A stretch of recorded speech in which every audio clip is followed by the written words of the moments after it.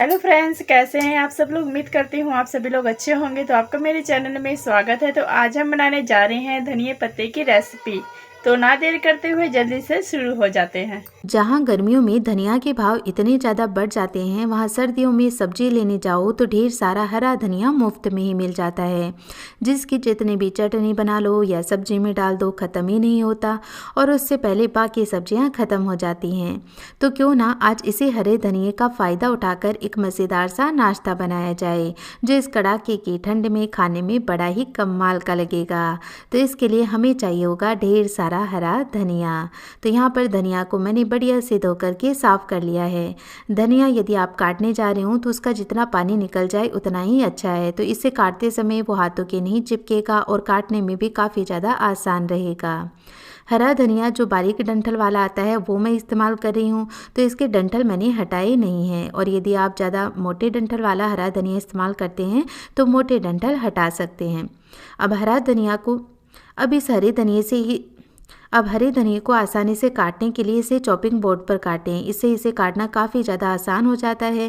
तो एक मुट्ठी के अंदर हरे धनिए को इस तरह से पकड़ लें और चाकू की हेल्प से काटें।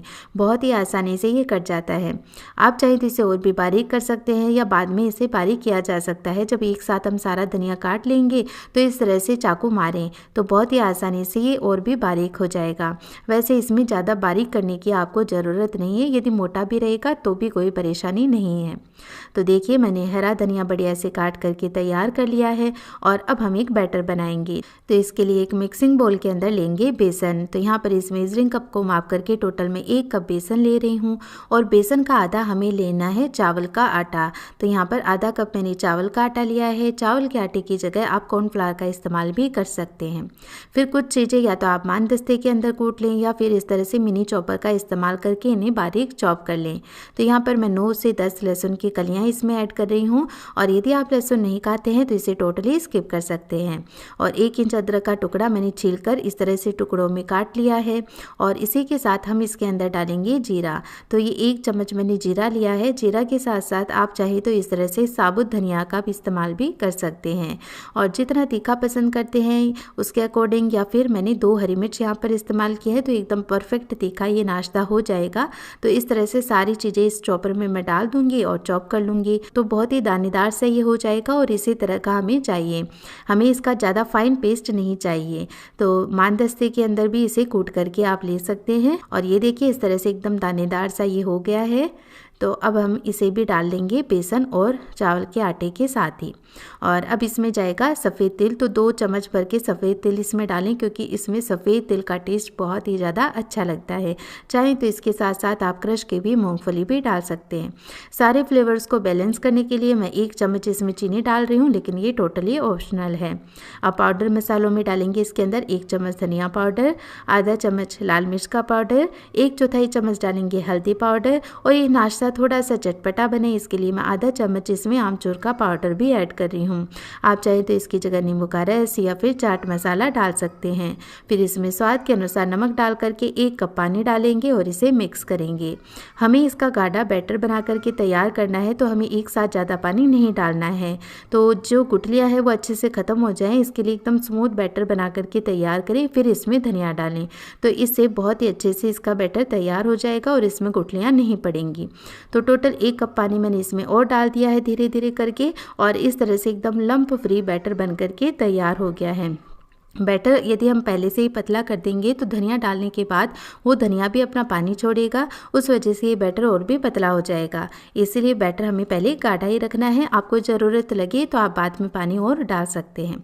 अब ये सारा कटा हुआ हरा धनिया इसमें डालेंगे और बढ़िया से मिक्स कर लेंगे। यहाँ पर ये नाश्ता मैं हरे धनिया से बना रही हूँ। आप चाहें तो इसमें इसके साथ साथ पालक भी डाल सकते हैं, हरी मेथी भी डाल सकते हैं, या फिर सिर्फ पालक या फिर हरी मेथी का इस्तेमाल करके भी ये नाश्ता बना सकते हैं। बहुत ही कमाल का लगता है ऐसा नाश्ता सर्दियों में खाने में। और न जाने क्यों आपके साथ भी ऐसा होता है कि सर्दियों में ये तली हुई चीज़ें कुछ ज़्यादा ही अच्छी लगती हैं। भले ही हमें पता है कि ये बहुत ही अनहेल्दी होती हैं, लेकिन कभी कभी तो चलता है। तो यहाँ पर देखिए फ्रेंड्स, मैंने गाढ़ा बैटर बना करके तैयार कर लिया है। अब एक कढ़ाई के अंदर हम पानी डालेंगे और इस कढ़ाई के ऊपर मैं इस तरह की ये प्लेट लगा दूंगी छेद वाली, तो इससे स्टीम है वो ऊपर आसानी से आ जाएगी। आप कोई भी जाली वाली प्लेट ले सकते हैं। फिर ये नाश्ता मैं इन कटोरियों में स्टीम करूँगी। इसके लिए मैं कटोरियों को तेल से ग्रीस कर लूँगी ताकि इन्हें डिमोल्ड करना आसान रहे।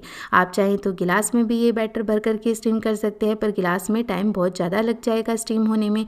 कटोरियों में ये काम आसानी से हो जाता है। या फिर आप कोई भी एक प्लेट यानी चौड़े किनारे की थाली लेकर ये बैटर उसमें डाल सकते हैं और स्टीम कर सकते हैं और फिर मन चाहे पीसेस काट सकते हैं। लेकिन आज थोड़ी सी मैं डिफरेंट शेप इन्हें देना चाहती हूँ, इसलिए मैंने कटोरियों का इस्तेमाल किया है। तो बस कटोरियों के इस तरह से हम भर करके तैयार करेंगे। ऊपर से थोड़ा सा इन्हें खाली रखेंगे और इस तरह से मैंने ये 4 कटोरियाँ भर करके तैयार कर ली हैं। पानी भी अच्छा गर्म हो गया है, तो अब एक एक कटोरी ये हम प्लेट पर सेट कर देंगे और इन्हें स्टीम करेंगे। इन्हें अच्छे से स्टीम करने के लिए कम से कम आपको 20 से 25 मिनट का समय लग जाएगा। 20 मिनट बाद मैं चेक कर लूँगी एक बार। तो ये देखिए, टूथपिक की हेल्प से हम चेक करेंगे तो बहुत ही आसानी से टूथपिक एकदम क्लीन निकल आई है। बिल्कुल भी इसके बैटर नहीं चिपका है, यानी ये अच्छे से स्टीम हो चुका है। तो अब हम इन्हें बाहर निकाल के छोड़ देते हैं। इन्हें आप जितना अच्छे से ठंडा करेंगे उतने ही ज़्यादा ये अच्छे से सेट हो जाएंगे और काटने में भी काफ़ी ज़्यादा आसान हो जाएंगे। लेकिन मुझे थोड़ी सी इन्हें बनाने की जल्दी लगी थी, इसलिए मैंने हल्का गर्म जब ये हो गया था तभी काटना शुरू कर दिया था। और इन्हें काटने से पहले मैंने कढ़ाई के अंदर तेल भी गर्म होने के लिए चढ़ा दिया है, ताकि तब तक ये तेल भी अच्छा गर्म हो जाए। आप चाहें तो थोड़ा तेल लेकर इन्हें शैलो फ्राई भी कर सकते हैं। और अब इस तरह से हम कटोरी लेकर के इसे उल्टा करेंगे तो बहुत ही आसानी से ये बाहर निकल जाएगा। अब एक पीस से हम इस तरह से काट करके 2 पीस तैयार कर लेंगे, तो इससे इनकी जो मोटाई होगी वो ज़्यादा मोटी नहीं होगी, तो ये फ्राई करने में भी आसान रहेंगे, ज़्यादा ऑयली नहीं होंगे और एक्स्ट्रा क्रिस्पी बनेंगे। तो आप चाहें तो इन्हें 4 पीसेस में भी काट सकते हैं, लेकिन इस तरह से गोल शेप में बनाएंगे ना तो ये देखने में बड़े ही कमाल के लगेंगे। काटने के बाद यहाँ पर तेल भी बढ़िया गर्म हो गया है, तो अच्छे गर्म तेल में हम इन्हें फ्राई करेंगे। तो 2 बैचेस में हम इन्हें फ्राई कर लेंगे। एक साथ ज़्यादा पीसेस नहीं डालेंगे, वरना तेल का टेम्परेचर डाउन हो जाएगा। जैसे आप इन्हें तेल के अंदर डालें तो एक बार इन्हें बिल्कुल भी नहीं चलाएं। जब इनकी झाग कम होना शुरू हो जाए तब आप इन्हें अलटते पलटते हुए कैसे भी फ्राई कर सकते हैं। ये बिल्कुल भी टूटेंगे नहीं, बिखरेंगे नहीं। और जब आप इन्हें बढ़िया से लाल कर लेंगे, अच्छे से क्रिस्पी ये हो जाएंगे, तो बिल्कुल भी ये ऑयली नहीं होंगे। यदि हल्के गर्म तेल में इन्हें आपने अच्छे से क्रिस्पी नहीं किया तो ये फिर ऑयली हो जाएंगे।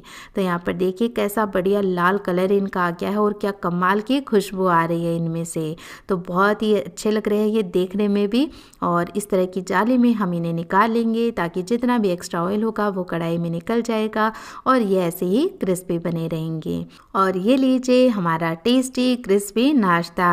आप इसे हरी चटनी, टोमेटो केचप या चाय के साथ एंजॉय करें, खाने में बड़ा ही कमाल का लगेगा। और ये देखिए फ्रेंड्स, इसका क्रिस्पीनेस है ना कमाल का, बहुत ही अच्छा टेक्सचर इसका आया है। तो फ्रेंड्स, कैसी लगी आपको मेरी ये रेसिपी, प्लीज़ मुझे कमेंट करके ज़रूर बताएं। धनिया पत्ते की रेसिपी बनकर हो गई है तैयार। अगर आप भी खाना चाहते हैं और मेरे ही तरीके बनाना चाहते हैं तो जल्दी से शुरू हो जाइए और धनिया पत्ते की रेसिपी बनाकर देखिएगा, वो भी मेरे ही तरीके से।